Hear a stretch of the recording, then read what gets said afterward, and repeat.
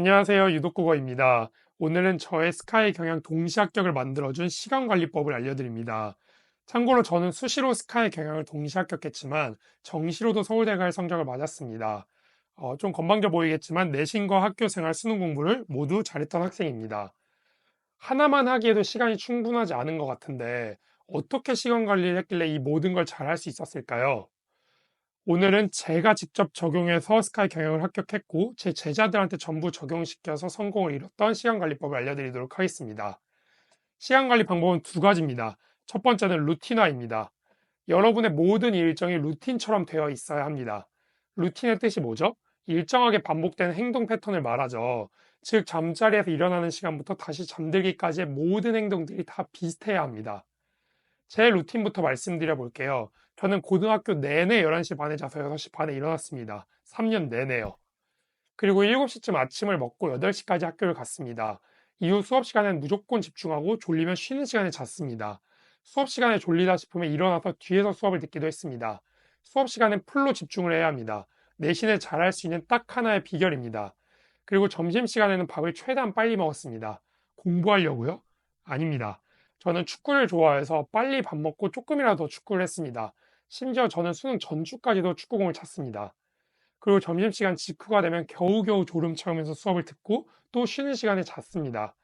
이후 수업이 끝나면 저는 학교에 남아서 자습을 했습니다. 저는 학원을 따로 안 다녔기 때문에 자습 시간이 많았습니다. 제가 공부를 잘하고 똑똑해서 학원을 안 간 게 아닙니다. 학원을 안 갔기 때문에 자습 시간이 많이 남고 자습을 많이 하다 보니까 공부를 잘해질 수 있었습니다. 결국 공부는 혼자 해야 되는 것이기 때문입니다. 학원을 가야 한다면 주말에 몰아서 갔었습니다. 그리고 자습을 10시까지 하면은 집에 10시 반쯤 옵니다. 그리고 11시 반에 잠들 때까지 1시간 정도 남습니다. 다시 공부를 시작할까요? 아닙니다. 보통 과일 먹으면서 놀았습니다. 부모님이랑 얘기할 때도 있었고, TV 볼 때도 있었고, 게임할 때도 있었습니다. 다만 이것의 전제 조건은 하나였습니다. 그날 해야 할 공부가 끝나면 이렇게 놀았습니다. 그날 해야 할 공부가 끝나지 않으면 그날은 집에 와서도 공부를 했습니다. 저는 내신 기간을 제외하면 3년 내내 이렇게 살았습니다.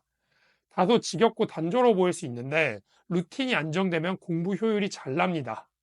안정된 루틴을 바탕으로 계획을 세울 수 있고 잘 때 자고 놀 때 놀고 공부할 때는 공부하기 때문에 집중력이 높아져서 효율이 잘 나게 됩니다. 효율이 잘 나면 남들의 2배로 공부할 수 있게 되는 거죠.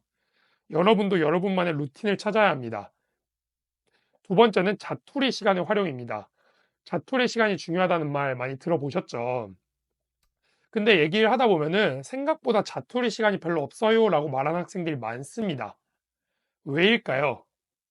자기의 루틴을 모르기 때문입니다. 매일 비슷한 패턴의 삶을 살아야 자기의 시간이 언제 비는지를 우리가 알 수 있게 되는 겁니다. 따라서 자투리 시간을 챙기려면 먼저 자기 일상을 루틴화하는 게 필요합니다. 저 같은 경우 등굣길 차 안, 자습 시작 전 10분, 하굣길 차 안, 그리고 학원 오가는 버스가 제 자투리 시간의 전부였습니다. 그리고 이때 무조건 영어 단어를 외웠습니다. 졸업한 지 꽤 지났는데도 저는 제 자투리 시간과 그때 뭐 했는지 기억을 하고 있죠. 여기서 자투리 시간을 활용하는 팁이 또 한 가지 나옵니다. 자투리 시간은 여러 개를 할 생각하지 마세요. 딱 하나만 정해서 하세요. 저한테는 그게 영어 단어였습니다. 저는 차를 타자마자 습관적으로 단어장을 꺼내 들었습니다. 핸드폰을 킨 게 아닙니다. 저는 차에 타기 전에 일부러 핸드폰을 가방에 넣어 놨습니다. 저도 처음에는 시간이 남으면 막 핸드폰만 보게 되더라고요. 그래서 일부러 공부에 가장 방해가 되는 핸드폰을 가방에 억지로 넣어버린 겁니다. 공부에 방해가 되는 건 통제하고 조절하는 게 아닙니다. 그냥 눈앞에서 없애버려야 합니다. 그래서 제가 핸드폰을 가방에 억지로 넣어버리니까 심심해지더라고요. 그때 단어장을 억지로 꺼내들었습니다. 이걸 한두 달 정도만 반복을 하니까 그다음부터는 자연스럽게 단어장을 꺼내서 외우는 게 습관이 됐습니다. 자투리 시간을 이렇게 활용하는 겁니다. 먼저 본인만의 루틴을 만들고 루틴 속에 남는 시간을 확인한 뒤 그 남는 시간에 핸드폰을 치우고 딱 한 가지 공부만 정해서 하시는 겁니다. 이러면 남들보다 2배 더 공부할 수 있게 되는 겁니다. 오늘은 공부 시간 2배로 활용하는 법을 알려드렸습니다. 영상 내용이 유익했다면 좋아요와 댓글 그리고 구독까지 부탁드립니다.